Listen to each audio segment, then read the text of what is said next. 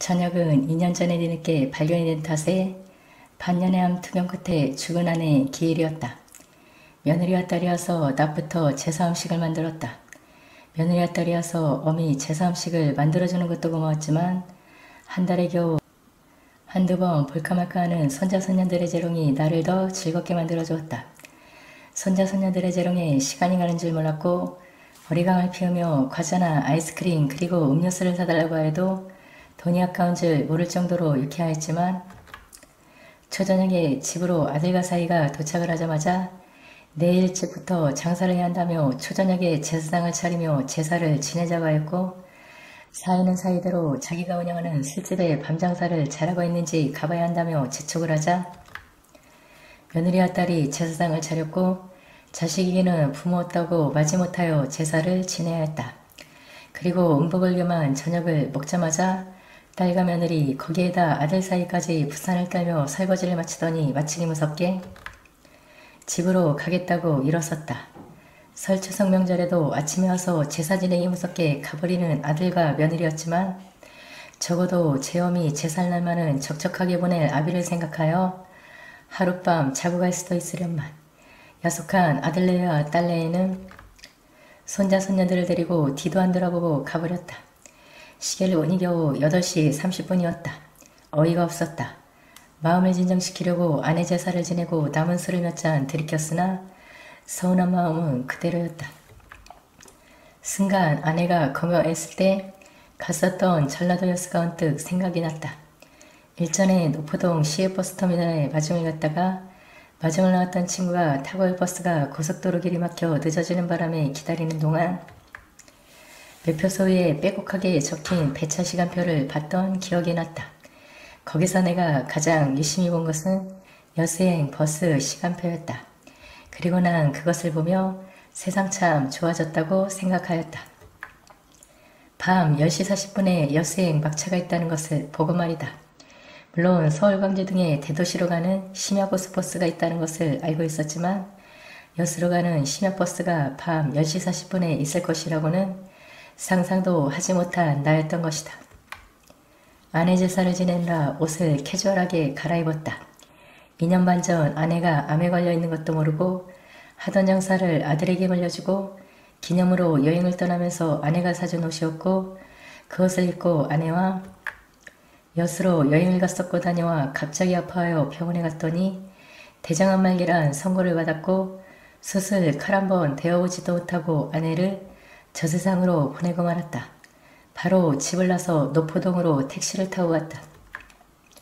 집이 수영이라 지하철을 타고 연산동에서 다시 환승하면 저렴한 차비로 노포동 시외버스터미널에 갈 수가 있지만 마음도 급하였고 또 아비의 적적함도 모르는 아들, 딸에게 유산을 한 푼이라도 더 남겨주고픈 마음이 생기지 않아 택시를 탔던 것이다.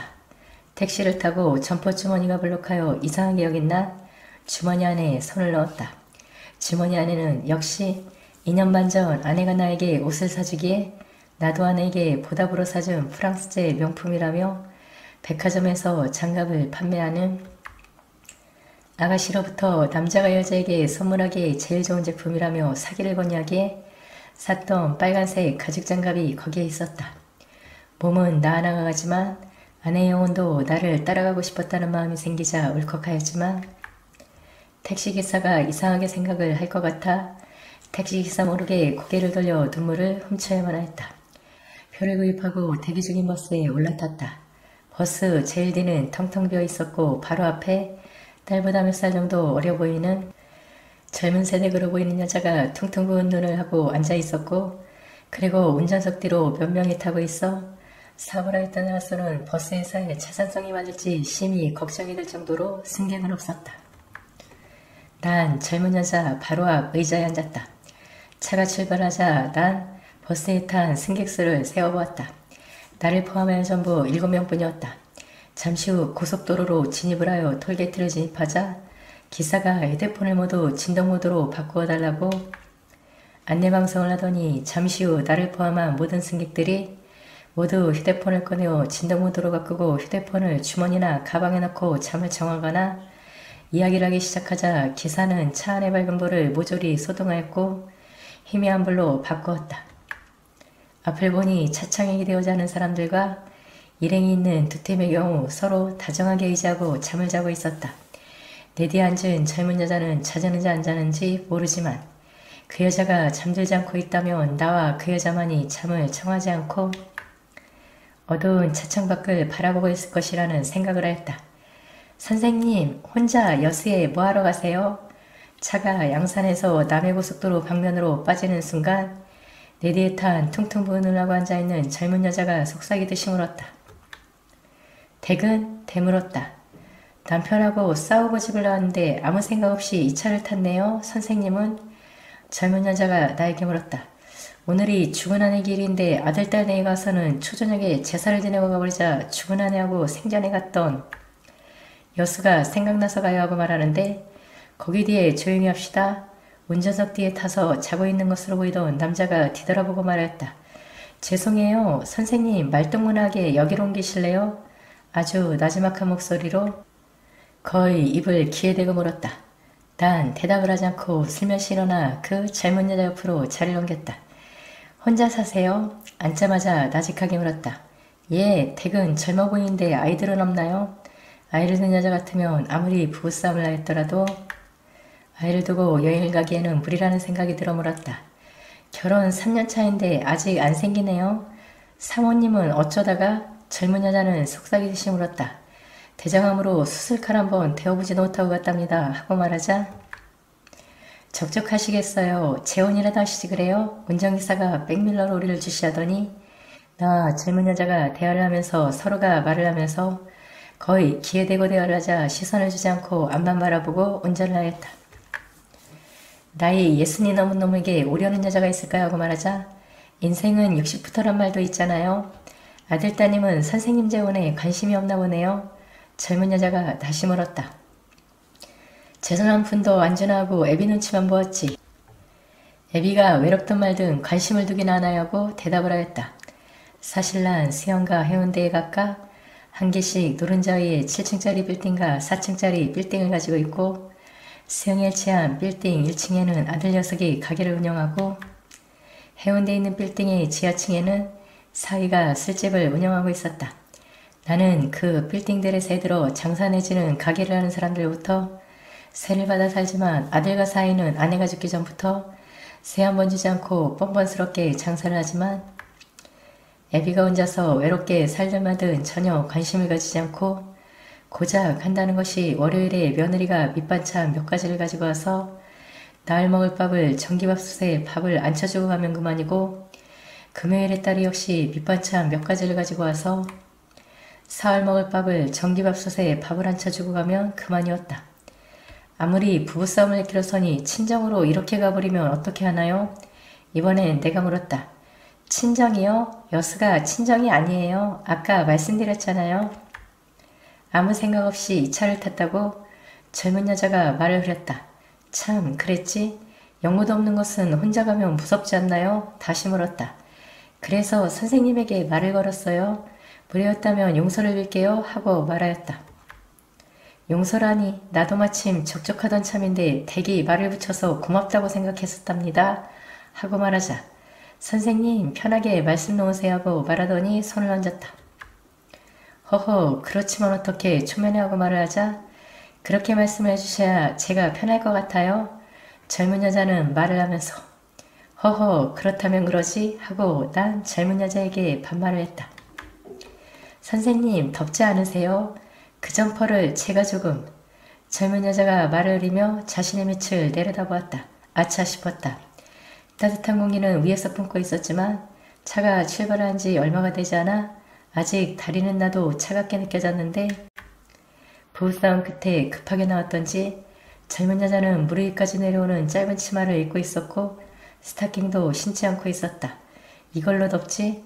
점퍼를 벗어서 올려주며 말하자 고마워요 선생님. 환하게 웃는 것이 복스럽게 생겼다는 생각이 들게 하였다. 참 그럼 선생님 애인이라도 두시지 그래요? 잠시 후 정막을 깨고 젊은 여자가 다시 말문을 열었다. 애인? 이 나이에 애인이 필요할까? 되물었다. 없는 것보다는 있는 게 좋잖아요? 웃으며 물었다.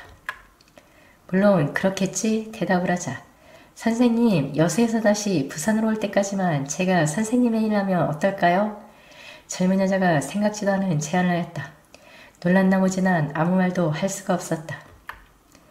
연수라고 불러주세요 하고 말을 하는가 싶더니 딸보다 몇 살 어려 보여 딸이라고 생각하며 대화를 하였는데 젊은 여자가 그냥 여자로 보이기 시작하였으나 늙은 놈이 주책을 부린다고 할 것 같아 다른 어떤 것도 하지 못하고 그냥 그 젊은 여자에게 모든 것을 맡겨버리고 가만히 있었다. 선생님, 사모님 돌아가시고 여자 만난 건 이게 처음이신가요? 하고 물었다. 그래 하고 대답하자 애인하자고 했잖아요 하고 말하면서 순간 난 이 젊은 여자가 말로만 들어왔던 꽃뱀이 아닌가 하는 생각이 언뜻 들었다. 내가 세진 빌딩에서 새들어 꽃집을 운영하던 아주머니 남편이 꽃뱀에게 걸려서 꽃집 가게의 보증금은 물론이고 살림을 살던 전셋집의 전세금도 모조리 꽃뱀 일당에게 빼앗기다시피 날리고 가족이 뿔뿔이 흩어지는 것을 지켜봤던 나로서는 젊은 여자의 정체를 의심하지 않을 수가 없었다. 드르륵 드르륵 젊은 여자의 휴대폰이 진동을 하였다. 뭐야 이야기하기 싫어 끊어. 아주 작은 목소리였지만 신경질적인 말투였다. 뭐라고? 어머니가 오셨다고? 하더니 휴대폰을 내게 되었고 어머니 미안해요. 지금 기분이라면 그 얼굴 보기도 싫어요 하고 말하자 아가야 내가 혼을 냈다. 어서 집으로 들어오렴. 휴대폰에서는 늙은 여자의 애원한 목소리가 나에게도 들렸다. 홧김에 지금 멀리 나와버려. 지금은 집에 갈 수가 없어요. 죄송해요. 제 마음이 안정이 되면 찾아뵐게요 하고 말하자 이놈아 결혼을 하고도 정신을 차리지 못하고 또 화투를 잡았냐? 죽어라 죽어. 휴대폰에서는 늙은 여인이 젊은 여자의 남편으로 생각되는 사람의 등을 치는 소리가 똑똑하게 들렸다. 끊어요 어머니하고 젊은 여자가 말하자 그래 마음 추스려서 빨리 오려무나 하는 말과 함께 전화가 끊겼다. 죄송해요 선생님 하고 말하며 휴대폰을 가방에 넣었다. 남편이 도박을 한 모양이지 난 젊은 여자가 꽃뱀이 아니는 것을 알고는 안 돌라며 예 하루 이틀이면 말도 안 해요. 돈만 생기면 잡아요 잡아. 젊은 여자는 말을 하면서도 난 나이가 있으니 훨씬 넘은 나이였지만 남자였다. 어머머 연세가 얼마나 되시는지 모르지만 아주 실하네요. 허허허 그런가? 너털웃음을 지며 나도 본격적으로 젊은 여자에 젊은 여자는 아내가 죽고도 재산이 넉넉한 편이면서도 하늘을 팔지 않은 데 대한 아내의 산물이 아닌가 싶었다. 두 개 아주 크지는 않지만 빌딩에서 나오는 새는 혼자 펑펑 써도 남을 정도의 새가 매달 날짜만 되면 입금이 되었었다. 아들, 딸은 내가 살아생전에 빌딩을 하나씩 자기들 앞으로 명의이전을 해줬으면 하는 눈치였으나 난 내가 눈을 감기 전에는 걔들에게 명의이전을 해줄 마음이 전혀 없다. 내 친구 중에 한 친구가 하나뿐인 아들에게 재산을 명의이전을 해주자 말 그대로 찬밥 신세가 되어 며느리의 구박은 물론이고 한 달에 한 번 모이는 친목계비도 애걸복걸하여 얻어오는 꼴을 목격하였기 때문이다. 홧김에 급하게 나오느라고 정신이 없어서 다른 옷도 한 가지도 가지고 나오지 못했어요. 연수야 날이 밝으면 사주지. 나는 젊은 여자 아니 연수의 말에 댓글을 하자 선생님도 부담을 가지지 마세요 하고 말하면서 선생님 젊어서 한가닥 하셨죠? 젊은 여인이 물었다. 사실 난 평생 연애라고는 아내가 처음이고 마지막이었다. 물론 악착까지 일을 하여 빌딩 하나를 구입하였을 때 당시 그 빌딩에서 다방을 운영하던 마담의 추파도 받았고 또 지하에 술집 아가씨들의 추파도 많이 받았지만 나와 함께 고생고생을 한 아내 생각에 여자를 멀리하였다. 그렇게 보이나? 예, 선생님 하고 대답을 하더니 선생님 저를 해픈 여자로는 보지 않았으면 좋겠어요. 절대로 그렇게 생각 안 해. 선생님 우리 부산에 갈 때까지 애인하기로 했잖아요. 연수가 눈을 이기며 말하면서 허허허 그렇지. 웃음으로 대할 뿐 다른 도리가 없었다. 어서 여수에 도착을 했으면 좋겠어요. 지금도 싫은 것은 아니지만 연수야 이게 섬진강다리야. 얼마 안 가면 도착할 거야. 나는 섬진강다리를 보고 연수기에 대고 나직하게 환호를 하였다. 광양에서 잠시 정차를 하더니 내다시 출발하였다. 얼마 안 가 고가도로로 올라서더니 마지막 목적지인 여수로 향하였다. 기사 양반 향이랑 갑시다. 여수에 도착하자 시외버스터미널 가까운 곳에 있던 24시간 편의점에 들러 술과 안주, 음료수 등등을 사서 들고 시외버스터미널 앞에 진을 치고 있던 택시에 올라타며 말하였다. 선생님, 여기서 자고 내일 아침에 가도 되잖아요? 연수가 뾰루퉁한 표정을 지으며 물었다. 물론이지. 하지만 내일 해맞이를 못 보잖아 하고 말하자 아, 그러네요. 연수가 환하게 웃으며 말하였다. 기사는 연수가 나를 선생님이라고 부르고 또 나는 연수에게만 말하자 우리 사이가 그렇고 그런 사이라는 것을 아는지 수시로 백밀러를 통하여 나와 연수를 훔쳐봤다. 난 그런 기사의 눈길이 어색하기만 했지만 연수는 내래 기사에게 보라는 듯이 머리를 내기대며 여유를 보였다. 목적지 부근에 텔에 들어서자마자 연수가 엄연히 남편을 둔 여자란 것을 알고도 그러는 난 이미 인간이기를 포기하고 있었고 본능에만 충실하기로 마음을 먹었었다. 나이에 쓰니 훨씬 넘은 내가 딸아이보다 4살이나 적은 연수를 상대로 이런 사실이 믿기지 않았다. 선생님, 생각나면 어떻게 한대요? 갑자기 연수가 울 것 같은 표정을 지으며 말하였다. 부산 살지? 예, 연산동 아니 토곡. 연수가 말하였다. 그래, 가까운데 나 수영 살아? 하고 말하자. 어머머, 그래요? 저를 만나줄 시간은 있으세요? 연수의 얼굴이 다시 밝아지며 울었다. 가진 게 시간뿐이라고 말하자.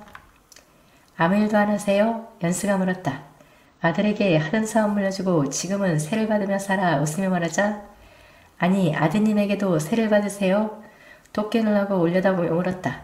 줄 녀석 같아? 2년 반이 지났어도 한 푼도? 아니, 가져가지나 말았으면 좋겠어. 다른 가게에서 세를 받아 하고 말하자 아무 말도 하지 않고 나를 빤히 봤다. 왜? 놀라며 묻자. 노가다 마누라를 애으로 두면 부담이 되시지나 않을까 해서 연수가 말을 흐렸다. 하하하, 고작 그것을 가지고 걱정했어? 우리 연수가 두 손을 잡고 흔들며 웃었다. 예, 연수가 얼굴을 붉혔다. 걱정도 팔자야.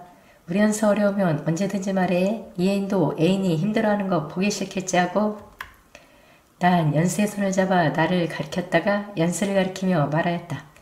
다음 날 하니 그날 아침 연수 하나는 항일하며 올라가서 해가 뜨는 것을 봤고 그리고 부처님 앞에서 우리들만의 은밀한 결혼식을 올리는 의미로 서로 맞절을 하였다.